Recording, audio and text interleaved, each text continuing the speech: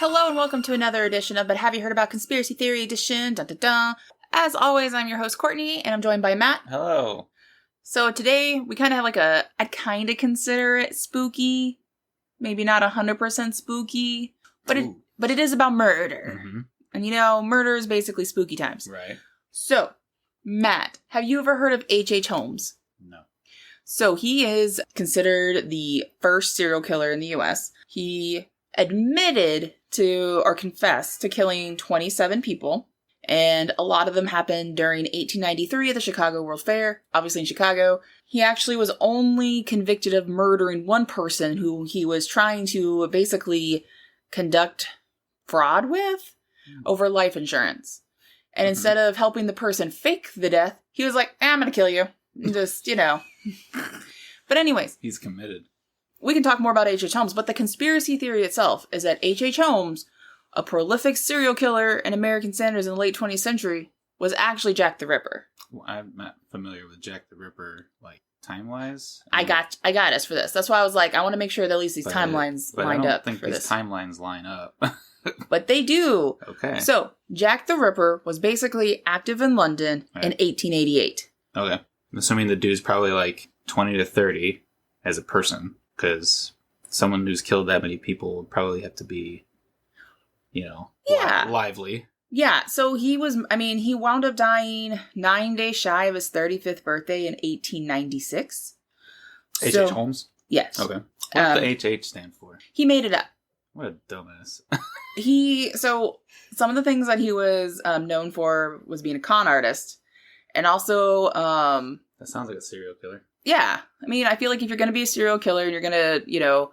You have no morals. Might as well be a con man, too. But that's also going to help you propel, like, to get money, depending on what your cons are. Mm. He also would just continually marry women. But also, I'm pretty sure that was part of the con game, where he could just get their money and stuff. Right. So, I was just like, oh, H.H. Holmes. It's not his real name, but that's what he's called, because that's what he went by in Chicago. Right. When we think of Jack the Ripper, or at least, you know, if you've heard of Jack the Ripper, you know that one of the biggest mysteries of how Jack the Ripper operated and did all the stuff was that he had, whoever Jack the Ripper was, had to have a great deal of anatomy studies. Like, I just... Due to his... Because the way the precisions... The precision cuts and such. Yeah, and they weren't made sloppily like a butcher. Mm-hmm. Like, you could have been a butcher, but you would have been like a badass butcher that understood not only, you know, human anatomy and knowing where these things are, but you also have like an artful hand. Right. And if you're a butcher, most likely you are middle class, like, you know... At the times, yeah. At the most, lower middle class. Mm-hmm. Just a job. Yeah, so you may not, like... to think that you also had the extra time skills. Mm-hmm. But anyways, H.H. Holmes actually graduated with a medical degree from the University of Michigan in 1884. That's looking pretty sketch. It's already sketch. And he arrived in 1886 to Chicago, where he started... So wait, this guy's British? No, he's American. Oh. And that's the thing, is that nothing ever... There's no... Yeah. Or there was no reported... That Jack Ripper was even local. Yeah, there was no eyewitnesses to the account. Yeah, boogeyman's a good way to say it. But when H.H. Holmes arrived, changed his name or whatever, he worked actually at a drugstore, and eventually he worked so well that he bought it. This is like one of the few things. He did not murder the people, even though there was like this whole claim like, oh, he totally murdered like the original owners, the Holstons. Mm-hmm. But they were... alive and kicking in the late 19th century, like after his death or like right before, around, doesn't matter. But he bought it, and he eventually bought an empty lot across the street from this like pharmacy, and he was going to make it into a mixed-use building. And this was actually his creepy murder hotel. Okay. Yeah, I know. He called it the World's Fair Hotel, and it actually never opened as the hotel part. Like the first floor of this eventual three-story building. First floor was like the shops. Like he had his own pharmacy in there. And he had a jewelry counter in there where, like he employed someone whose wife became like his mistress, and I believe he murdered her too. Second floor was where he had like his torture devices, where he would torture and kill people that were there. Makes sense. Yeah. And there was a chute that would go from that second floor to the basement. so he could dispose of the bodies. Mm-hmm. And then you had that third story or whatever, but he would have soundproof hallways and like corridors that you wouldn't know were there. So at one point when he was building this, he declined to pay for the materials. And people would be like, what the fuck, man? And he's like, your stuff's not even here. And they were hidden. Like, they're not offsite. He didn't move them. He would literally put them into a different room that you couldn't get to because of the way he built it. So and like... This guy built, like, the Clue Mansion. Well, not even the Clue Mansion. So if you've seen American Horror Story Hotel... Yeah, it's kind of like that. Mm-hmm. And the character, like Evan... I'm forgetting Evan's last name. But he plays in a lot of the American Horror Stories. The murder guy that would kill a lot of people and bury them in the house, or like put them in like, you know, rafters or whatever it may be. That's one of the people like his character was based off of, was H.H. Holmes. Okay. Prolific serial killer, makes a lot of sense. He enjoyed apparently killing people. And when he was actually finally caught for all of his murders and stuff, well, when he was finally caught, but for one murder, which was of Benjamin Peitzel, who was his business partner and accomplice, when he was in prison and he was writing out these confessions, he went into, like, super detail of his murders. And you can read his diaries. It's creepy. But let's go back to Jack the Ripper. Because this is where, like, it's not unproven, but it's not proven. Mm-hmm. So if you are, like, a ripperologist, as the British call themselves, that are into Jack the Ripper, you have 5 canonical victims. And they are the ones that are definitely proven, in a sense, to have actually been murdered by Jack the Ripper. And they were all within a year. There are those that are considered like the Whitechapel murder, so other like ladies of the night, sex worker prostitutes that were murdered, or random bodies that were found after 1888. Mm-hmm. Timeline-wise, it kind of makes sense. 2 years after living in Chicago, and this is obviously before the World's Fair, this is after he starts the building of his new mixed-use building murder house, murder mansion place, he has the ability to go to London. And he does. So there's a supposed timeline that he's in London in 1888. And he would have taken the guy who eventually became the caretaker of the creepy murder hotel with him. And it's his assistant. Obviously, he didn't kill his assistant. His assistant, I believe, committed suicide in 1914 because he could no longer stand, like, the voices or whatever. If he took his assistant, who obviously stuck with him during the 1890s when he was killing people in Chicago, then obviously there's no reason to say that he didn't also help commit the murders of Jack the Ripper if he was there. The handwriting supposedly looks very similar. From H.H. Holmes to Jack the Ripper. There's obviously no DNA, and we can't do a DNA testing. But the surgical precision of which those Jack the Ripper, you know, the 5 canonical murders, like the way the body was attacked and like the way the organs were taken out and different things, it had to be somebody that understood anatomy, which is what H.H. Holmes, he had the skill. Right. And this would be before, like these murders would have happened before, like during the building of his murder hotel, which is why I think he had the murder hotel built the way it was. So if you believe into this conspiracy theory, he's in London in 1888, and he's like, I just really want to kill people and see what's up. And he uses, you know, his different techniques or whatever. And he's like, you know, I need like a silent place to get rid of the body. So then nobody's really looking for you if there's no body, right? Right. Or at least back in like, you know, the late 19th century. Right. So I would buy this conspiracy theory if his murders that he did as Jack the Ripper, because he didn't come up with his own name. Like, he was coined Jack the Ripper, and then he, like, embraced it over there. Right. And also, he's a con man, and he doesn't really care what anybody calls him because he comes up with new names all the time. Right. So what if he took, I would say, not his failings, but lessons learned in London, in the Whitechapel district. Perfected it and coming back to Chicago, where in 1893, you have the Chicago World Fair, like one of the many Chicago World's Fair. But it's the first time that a lot of people are seeing electricity.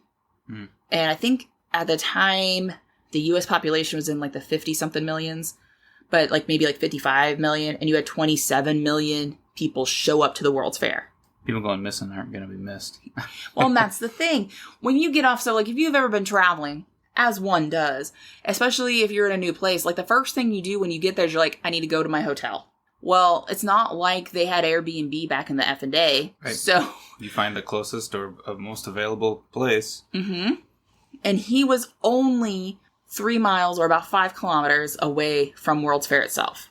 Like his hotel that he was making, that he never officially finished, but he would just set a trap for people. He did. Like, it's so easy. You have people that are exhausted coming off a train ride, and they're just like, that adrenaline's pumping, you're so excited, but you're like, I need to, like, go rest before I go. Dead. Maybe he lets them go so they get to spend one fun day, and then they're dead. I mean, it'd be nice to let them see electricity, but a lot of these people that were coming in, especially from the countryside, had never seen a 2-story or larger building outside of a barn in the late 1800s, right? Like, think about this. Like, this is before you have cars, really? Before you have the Model T and you have just the ability to travel to cities. And Chicago at the time is, starting to ramp up production of taller buildings and having, I don't remember when elevators were invented, but around that time is when you start seeing those inventions to make the ability to have higher than 2-story buildings where it's logical too. Right. So people are just amazed. He has a 3-story building that's not officially done, but your first floor is where you can buy some goods. And you're like, this sounds great. You can go, maybe it's the 3rd floor that he's checking people into this hotel or apartments. Because I believe that he also had apartments on the 2nd floor, but they're like separated from his little torture rooms. Yeah. And the walls were very like soundproof. So to me, I'm like, he learned a lot of lessons, if it was him, from Jack the Ripper. Because if you think about it, one random person being like, I'm going to create this murder hotel and have all of these different... Seems pretty premeditated. Yes. But how are you premeditated to that extent of knowing about soundproof rooms and having those missing hallways if you hadn't already been committing murder? And not that you were close to being caught, but, maybe he realized that by murdering his Jack the Ripper and you only had a few hours, that he wanted more, and to have more, you need to have the room and ability to harbor those people. So he started adding more things onto his hotel. Right. I mean, it's a creepy conspiracy theory, and it's one that you can't really prove or disprove. Right. Well, you have no way of proving it at all, but it is a pretty plausible theory, given the very high lack of evidence for just Jack's existence in general. It could be anybody. Could be, could have been multiple people to a point. People, but the coincidences do kind of pile up at that point.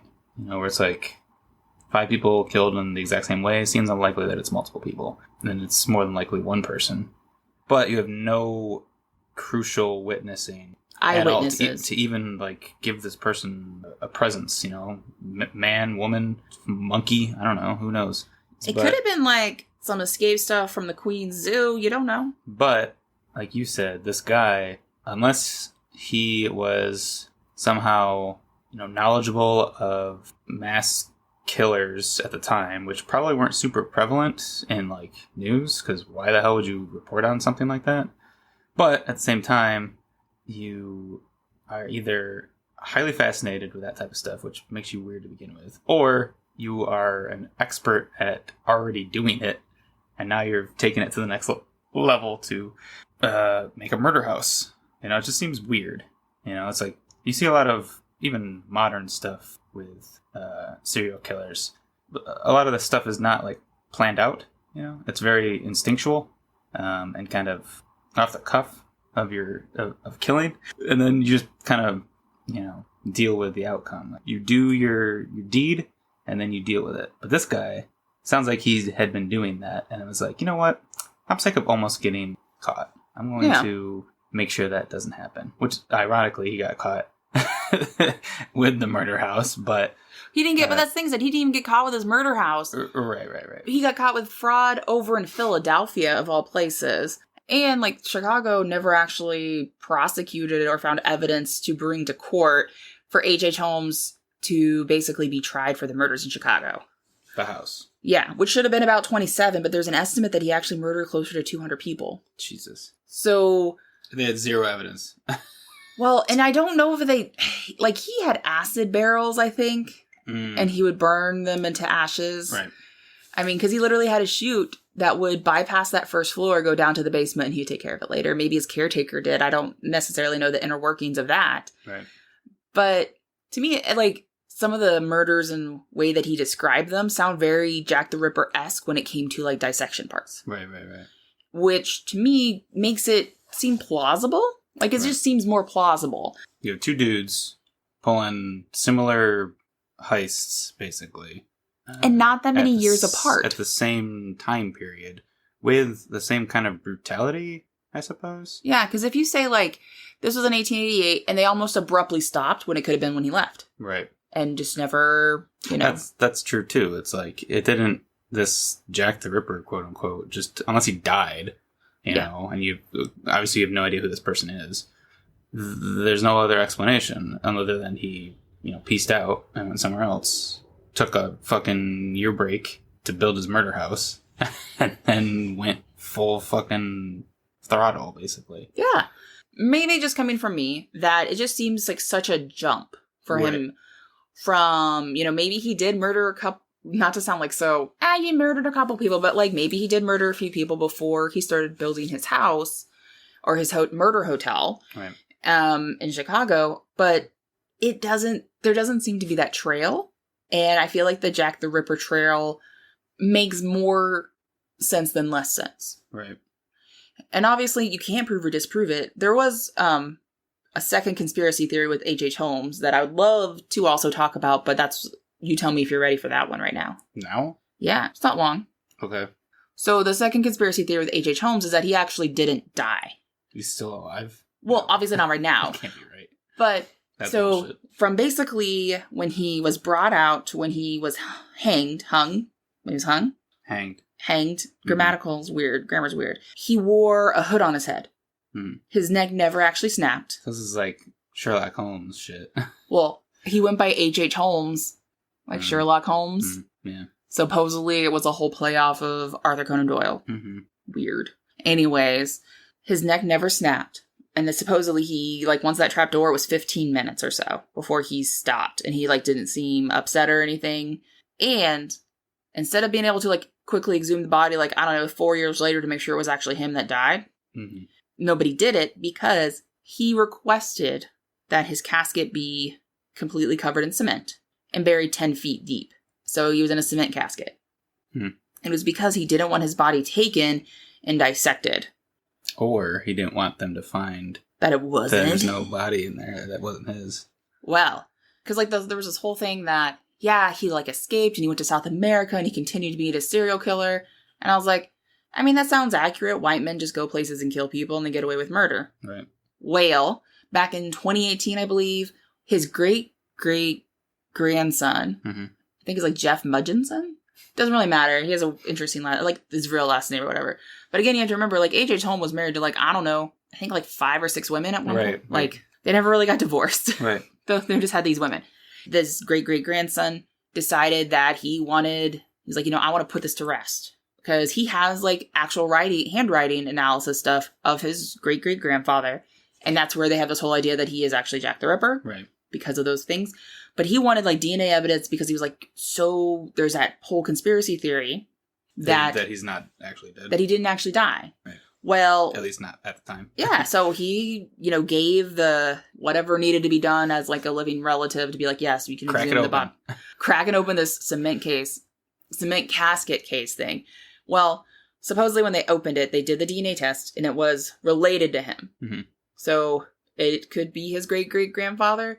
But also in my mind, I'm what if, even though you guys share the same DNA, what if that's actually not him? Just because, it's DNA. I don't know, 23andMe says that, my first cousin is technically my sibling. And then, my 7th cousin is my second cousin. And I'm that's weird. He killed his brother and buried his brother or something. Something like that. Yeah. Well, the other parts that would kind of leave it to be well, maybe it really was H.H. Holmes. Because when they took out the whole cement or whatever, kept everything pretty fucking pristine. Right. Because it's cement or whatever. His mustache was perfect. He has a creepy mustache. So his creepy mustache persisted through the, 100 years worth of shit, basically. Basically. Your typical 1800 dude mustache. Yeah. Basically. So he, it's his mustache and it has the DNA fibers on it, so not just his bones or whatever. And the clothes were what supposedly he wore on the day he was executed, or it looked like, yada yada.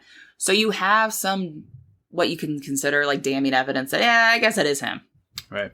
However you want to play that. So that conspiracy theory to me is he debauched. could have just found his brother He really could have... With the same mustache. Yeah, I mean, he could have just found a family member. Right.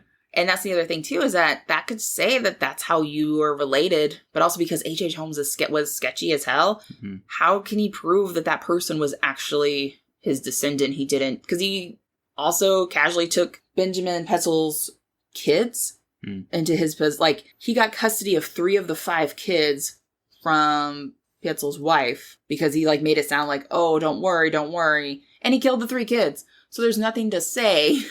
What a psycho. That he's, exactly, he is first and worst, maybe, serial killer.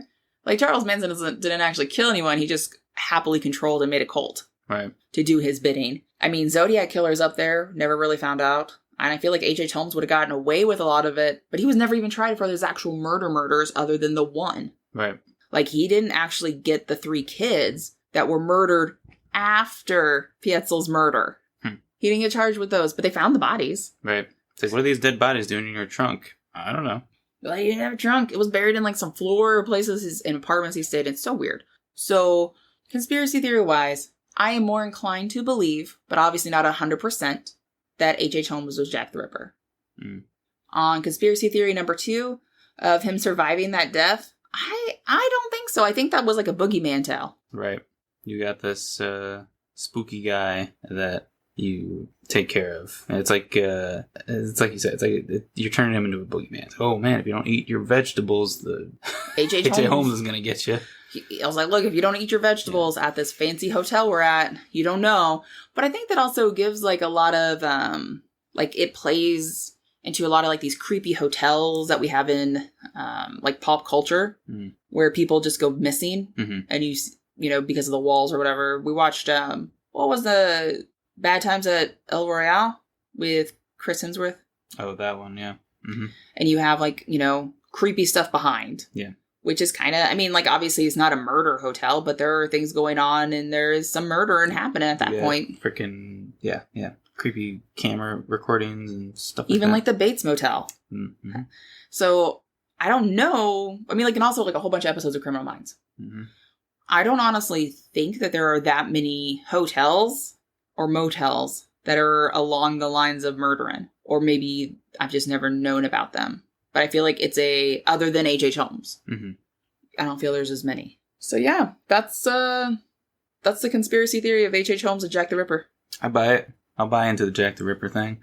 No one, like you said, it's not there's mass scientific evidence proving that they were 2 different people or the same person. So I'm in on it. It seems harmless, given that they're obviously both dead and the things that happened and it's not hurting anybody. But the second one just seems unlikely, like you said. It's a boogeyman tale, basically. Yeah, I feel like he died. And even though he said that he was going to escape, I don't think he escaped. I'm going to live forever. Yeah. Yeah.